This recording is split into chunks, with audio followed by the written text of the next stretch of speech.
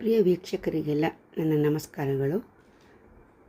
ಇವತ್ತು ಆಲೂಗಡ್ಡೆ ಮತ್ತು ಈರುಳ್ಳಿಯಿಂದ ಒಂದು ನಿಪ್ಪಟ್ಟು ಮಾಡುವ ರೆಸಿಪಿಯನ್ನು ಶೇರ್ ಮಾಡ್ತಾಯಿದ್ದೀನಿ. ಇದು ಮಾಮೂಲಿ ನಿಪ್ಪಟ್ಟಿಗಿಂತ ತುಂಬ ಟೇಸ್ಟಿಯಾಗಿರುತ್ತೆ. ಯಾಕೆಂದರೆ ಆಲೂಗಡ್ಡೆ ಹಾಕಿರೋದ್ರಿಂದ ಗರ್ಗರಿಯಾಗಿರುತ್ತೆ. 2 ವೀಕ್ಸ್ ತನಕ ಏರ್ಟೈಟ್ ಬಾಕ್ಸಲ್ಲಿ ಹಾಕಿಟ್ಕೊಂಡು ಸ್ನ್ಯಾಕ್ಸ್ ಥರ ನಾವು ಉಪಯೋಗಿಸ್ಬೋದು. ಮಕ್ಕಳಿಗೂ ತುಂಬ ಇಷ್ಟ ಆಗುತ್ತೆ. ಇದಕ್ಕೆ ನಾನು ಮೀಡಿಯಮ್ ಸೈಜ್ ಆಲೂಗಡ್ಡೆ ಹೆಚ್ಚಿಟ್ಕೊಂಡಿರೋಂಥದ್ದು, 1 ಮೀಡಿಯಮ್ ಈರುಳ್ಳಿ, 5 ಹಸಿಮೆಣಸಿನ್ಕಾಯಿ, ಚಿಲ್ಲಿ ಫ್ಲೇಕ್ಸ್ 1 ಟೀ ಸ್ಪೂನು, ಇಷ್ಟನ್ನು ಮಿಕ್ಸಿಯಲ್ಲಿ ನೈಸಾಗಿ ಪೇಸ್ಟ್ ಮಾಡ್ಕೊಳ್ಬೇಕು. ಆಮೇಲೆ ಒಂದು ಪ್ಯಾನ್ನಲ್ಲಿ 1 ಟೇಬಲ್ ಸ್ಪೂನ್ ಎಣ್ಣೆ ಹಾಕಿ ಅದಕ್ಕೆ ಅರ್ಧ ಟೀ ಸ್ಪೂನ್ ಓಂಕಾಳು, 1 ಟೀ ಸ್ಪೂನ್ ಬಿಳಿ ಎಳ್ಳು ಹಾಕಿ ಅದು ಚಟಪಟ ಅಂತ ಸಿಡಿದ ಮೇಲೆ ರುಬ್ಬಿಟ್ಕೊಂಡಿರೋಂಥ ಪೇಸ್ಟನ್ನು ಹಾಕಿ ಲೋ ಫ್ಲೇಮ್ನಲ್ಲಿ 2 ನಿಮಿಷದವರೆಗೂ ಚೆನ್ನಾಗಿ ಈ ಥರ ಬೇಯಿಸ್ಕೊಳ್ಬೇಕು.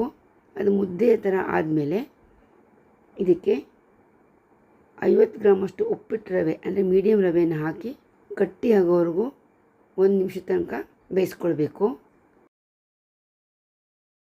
ಈಗ ಒಂದು ಕಪ್ಪಲ್ಲಿ 1 ಟೀ ಸ್ಪೂನಷ್ಟು ಎಣ್ಣೆ ಹಾಕಿ ಅದಕ್ಕೆ ಅರ್ಧ ಟೀ ಸ್ಪೂನು ಹಿಂಗು, 1 ಟೀ ಸ್ಪೂನ್ ಖಾರದ ಪುಡಿ, ಅರ್ಧ ಟೀ ಸ್ಪೂನ್ ಜೀರಿಗೆ ಪುಡಿ ಮತ್ತು ಪೆರಿ ಪೆರಿ ಮಸಾಲ ಪೌಡ್ರ್ ಮಾಡಿ ಇಟ್ಕೊಂಡಿರ್ತೀವಲ್ಲ ಅದು, ರುಚಿಗೆ ತಕ್ಕಷ್ಟು ಉಪ್ಪು ಹಾಕಿ ಅರ್ಧ ಕಪ್ ನೀರು ಹಾಕಿ ಚೆನ್ನಾಗಿ ಮಿಕ್ಸ್ ಮಾಡಿ ಸ್ಲರಿ ಥರ ಮಾಡಿ ಹಾಕೋದ್ರಿಂದ ನಿಪ್ಪಟ್ಟು ಗರಿಗರಿಯಾಗಿ ಬರುತ್ತೆ. ಇದನ್ನು ಚೆನ್ನಾಗಿ ಹೊಂದ್ಕೊಳ್ಳೋಕೆ ಮಿಕ್ಸ್ ಮಾಡಿ ಮುಚ್ಚಳ ಮುಚ್ಚಿ ಒಂದು ಅರ್ಧ ನಿಮಿಷ ಹಾಗೆ ಬಿಡಬೇಕು.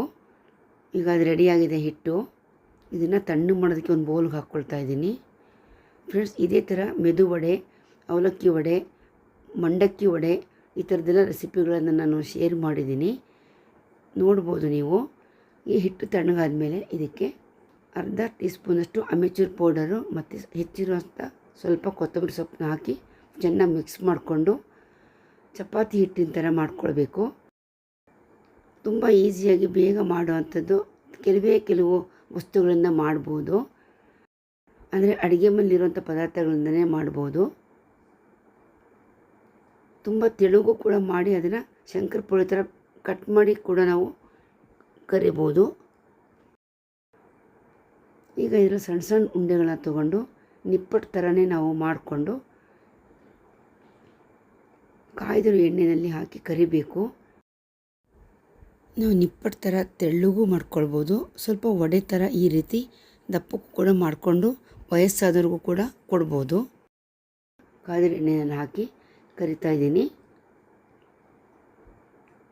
1 ನಿಮಿಷ ಮೀಡಿಯಮ್ ಹೀಟಲ್ಲಿ ಈ ಥರ ಬಿಡಬೇಕು. ಆಮೇಲೆ ತಿರುಗಿಸಿ ಹಾಕಿ ಅರ್ಧ ನಿಮಿಷ ತನಕ ಬೇಯಿಸಿದ್ರೆ ಸಾಕು, ಗರ್ಗರಿಯಾಗಿರೋಂಥ ನಿಪ್ಪಟ್ಟು ರೆಡಿಯಾಗುತ್ತೆ.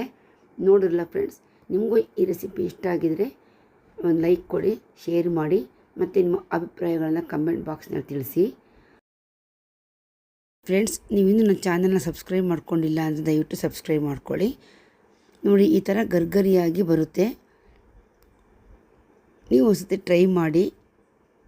Thank you.